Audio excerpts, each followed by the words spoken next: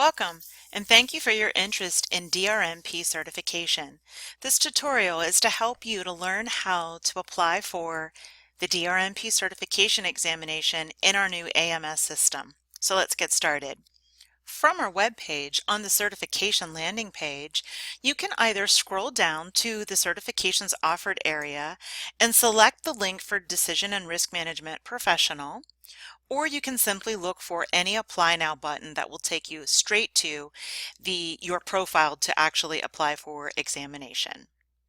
After you've selected the Apply Now button, you should be taken to a screen, if you're already logged in, that looks similar to this, which is your actual menu of options. Or if you're not logged in, it may ask you to log in first. But for the purposes of this tutorial, I'm already logged in and these are my options. You want to select Certification Application. Once you select Certification Application, it will bring you to the collection of all of our applications, which are all 8 certifications. The sub-collections will give you the name of the actual examination. For instance, this is CCP. You will notice that they're in alphabetical order and they have an area that says Create New Collection, which is how you begin the application for that particular sub-collection. For the purposes of this tutorial, we want to scroll down to the DRMP sub-collection, and we want to select Create New Collection.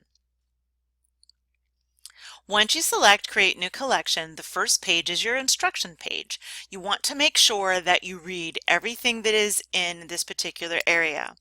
It will remind you of what the eligibility requirements are for this particular certification. It will also tell you what you need to have on hand to complete your application, because there is documentation that you will need to upload. It also will tell you about what happens after you submit it for the staff review of your application, and about examination clearance. When you're ready to begin, you can select the Next button, or you simply can just navigate down through the side menu. So once you're familiar with what it is that you need, you want to select industry-related experience or employment to begin your application. Notice that your status is in pending. That simply means that as long as you leave this application open and not submitted and paid for, you can always come back to this particular application and keep either adding to it or changing it before you actually submit it.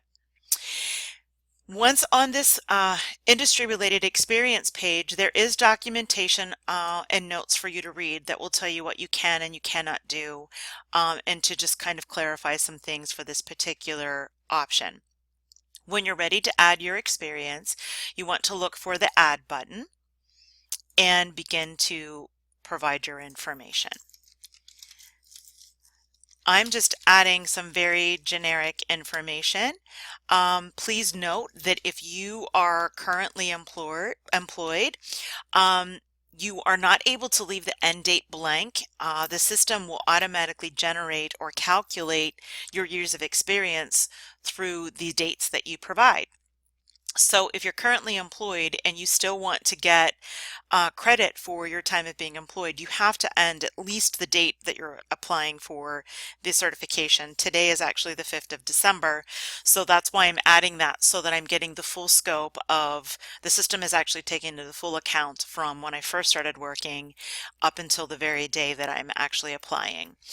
And so then you want to add your information, employer name, and your documentation, which I'm using very generic images. The information that you need to upload is actually a statement from your employer that will list your dates of services, the title, and a brief description of duties. And then you click Save. Once you select Save, it will show you the years of experience calculated by the date range that you provided. As you can see, this is showing 27.6 years. Notice that the allowable points is 0. That means that this application has not been reviewed by certification staff, so nothing has been approved. At this point, you're just asking for us to consider your application, but nothing has been approved. If you decide that perhaps maybe 27.7 27.6 years of experience is a bit much, and you need to maybe change something, you want to look for the pencil under the edit column so that you can at least look at what you provided and maybe perhaps make some changes. So maybe this actually was supposed to be 1999.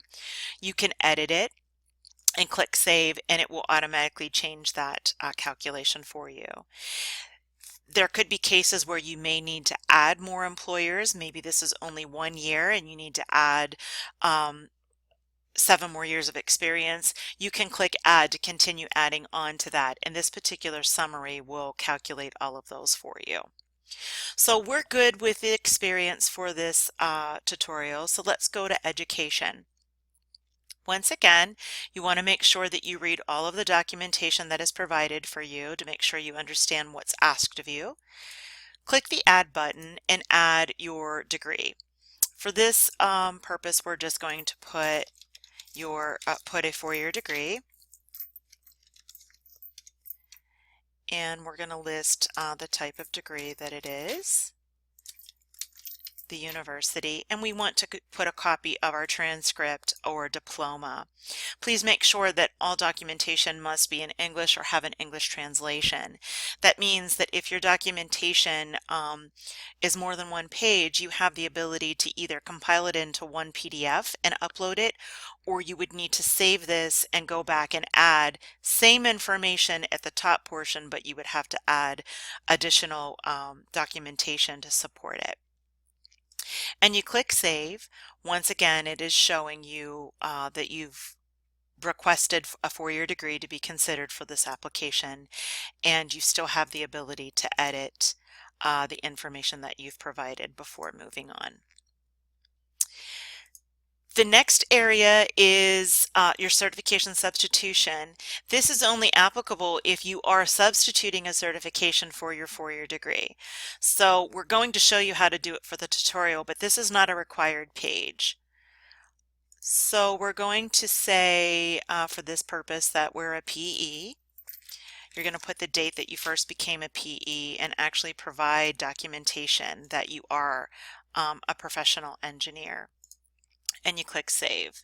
The same structure applies to all of the areas prior to this if you needed to check it or to understand what this summary is. The next area is your letters of recommendation or your work products. Now remember, for this particular certification, you can use a total of 3 letters of recommendation, 3 work products, or combining 2 and 1, whichever it ends up being for you.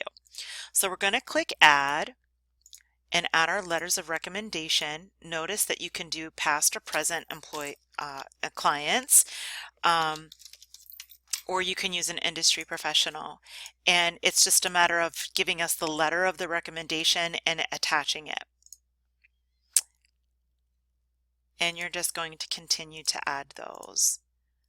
We're going to do 2 letters of recommendation and 1 work product for the purposes of this particular certification. And we're going to save that, and we need 1 more.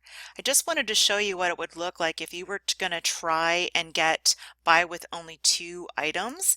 On the status and review page, you will see that these red X's mean that you're not able to proceed because something's missing from these particular areas. So that's a safeguard to make sure that you have enough information to submit for consideration. So let's go ahead and add a work product. It's going to say which of these items that we're actually looking for the certification, which one does this work product apply to. So you want to make sure that you choose that, add your work product date, and then of course the documentation to support that work product. And of course now we have the 3 items, and it does break them down for you.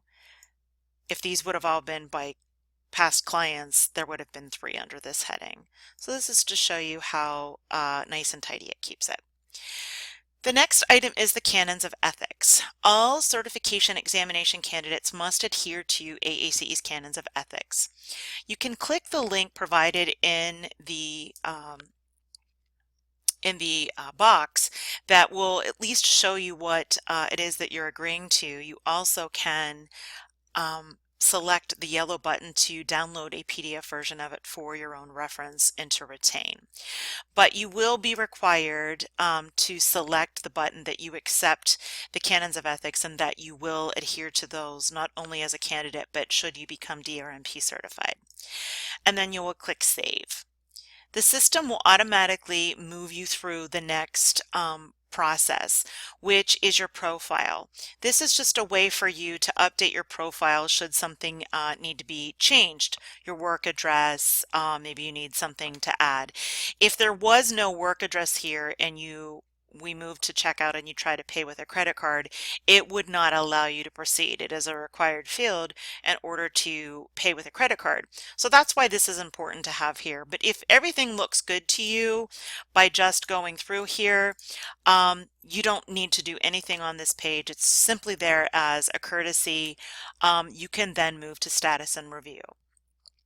Status and review will remind you of our non-discrimination policy. It also will tell you about our special accommodations policy. This is provided for those candidates who may need to have certain items available to them or certain modifications made for them at a criterion testing center. So you want to make sure that you're aware of this, understand what you have to provide to us in order to make these accommodations available to you. This also explains the terms and conditions of the application. And as we already saw earlier in the tutorial, we now have four green check marks that says we're ready to actually proceed with checking out and submitting the application. So once you receive all green, it means you're ready to go. Actually, if the red X was still here, this particular item would never show. As long as there's a red X over here, it will not allow you to even submit or check out your application. So once you receive all green, that means you're good to go. So let's go ahead and submit checkout. This will explain to you how much the application is, and then you would choose your option. We want to pay with a credit card. And we want to put our generic numbers in here for testing purposes only. As you can see, our address is already filled in, and then we click the next button and the system will process your credit card payment. Once the credit card payment has been made, you'll have the opportunity to print your receipt, and you will notice that your submittal status is now saying staff review, meaning that your application has been paid for, it's been submitted, and is now in the hands of AACE certification staff members to review it and to work with the DRMP certification board to actually make sure that everything is provided to satisfaction, that you can be approved to actually sit for the exam. There's nothing more that you need to do at this point. You simply will just wait to hear back from AACE.